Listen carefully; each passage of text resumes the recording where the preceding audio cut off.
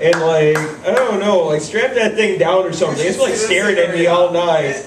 It's like all those paintings of George Washington. It just like follows you everywhere. Normally, anyone else, honey, are you going up tonight? Yeah. The answer is that. So let me recap what you missed for the night off.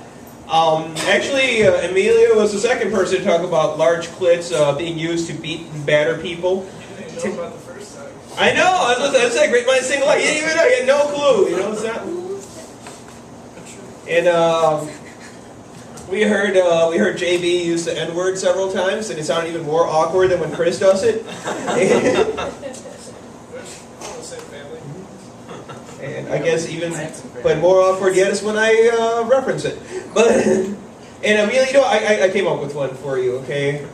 And actually, my wife's when she's like seeing pictures of my ex-girlfriends or like met them at clubs or they've come to shows, she's come to the conclusion that I have a Care Bear fetish. That I dated girls who look like Care Bears, and still do on occasion. But But you were there. That's when you made it. That's when you came to that conclusion. Remember? Oh, some people got short-term memory. But the great thing about that is like that's why I only had like one unexpected pregnancy, because then I learned from that, and like the rest of the time it's like that's not a staircase. That's your Care Bear rainbow. But speaking of rainbows, I believe love sees no color. I've said this before. Maybe I can win Peggy back with this one. Are you with me, Peggy? Love sees no color? Oh, I am. All right. And especially in Latino families, and this one's for Emilio. It is, right? Right, Scott can vouch for this. This one is Emilio specific. No, and truly, like even Latino families, like your family's a good example. It's like a rainbow of brown, right? Like different shades of brown. Got café oscuro, café claro, café Tacuba. That's how I test for like if there are any like Latino hipsters in the room. Okay. It's like I bring up café Tacuba. They're a Latino hipster. Basically, they're the Latino equivalent of a Jack White, is what I'm saying. It's like, dude, I'm doing this over here texting. It's like, here, how about you text a dick pic, huh? How about that? So, all right, spank bank. Yeah. So that's how I test for Latino hipsters. I bring up Café Tacuba, you know, because they're like the Latino equivalent of Jack White. Because white hipsters love them. See, it's even, the ethnicity is even in the name. Like café, which means brown, Café Tacuba, Jack White. There you go. That way you know you're a hipster, but, you know what hipster band is correspondent to your ethnicity. They label it for you. They're I don't know what do black hipsters listen to? I know it's like I don't know, 3 6 Mafia. I don't know. Black Moon. There you go. See, Black Moon. What the fuck is that? Yeah. That's how racist this is. I like look at you like shit. No, I should know. If I were saying Toby Keith, then I should look at JB. Black Moon, you know what I'm talking about, Chris Nelson. Black Moon. What's that? Yeah. And so thank you very much for coming out, being part of this experiment. It really was an experiment until Emilio got here. There was just man, it's like.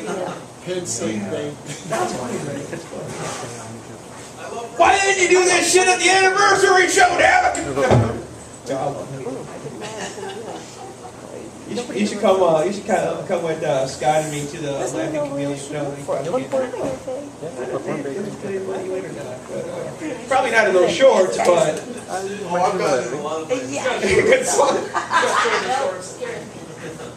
Oh my gosh! Should I tell my office story? One of my many office. Hey, you don't want to hear my office story? I'd like to hear it, but I gotta fly. I'm sorry. My flight, I gotta go. I love being with you guys. Thank you so much for coming out. It means a lot. Thank you. And Bex, who's definitely helped me out a lot, like wrote stories about me for the Rockford Register Star and stuff. Yeah. Thank you so much. God bless y'all. All right. Now, people start, when I ask, you want to hear one more bit, and people start getting up to leave, that answers the question.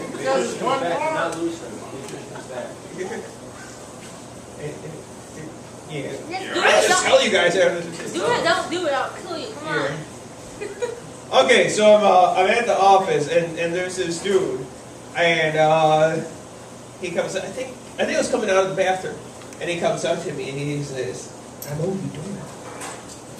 I'm like, "Oh no, I guess you look kind of familiar." He's like, "Yeah, I met you last year after the drag show." I'm like, "Oh, okay." I sucked your dick in the bathroom. So I think you have me confused with someone else. No, I sucked your dick. No, it must have been someone else. So anyway, I quickly flee with this scene, go back to the dance floor and strip my stuff some more. So then a few months later, I'm at the office again. Same dude comes up to me, and he says, "I know you, don't I?" "Yeah, I remember you quite well now." "I sucked your dick after the drag show." I said, "No, we've been over this before. You used this line on me." "No, that wasn't me." "I remember. I sucked your dick." I said, "Really? Okay, you did? Then fine, tell me what it looks like. Describe it in detail. It has some very distinct features. Tell me what it looks like." "Maybe it was someone else." "Yeah, it was someone else. Okay, that's what I've been trying to tell you." Maybe I should have let him believe it was me and have him buy me a drink first. Hit that straight edge, but I love my Red Bull. That shit's expensive. Yeah, I know. Maybe he could give you some pointers. Yeah, maybe like, hold it from the face.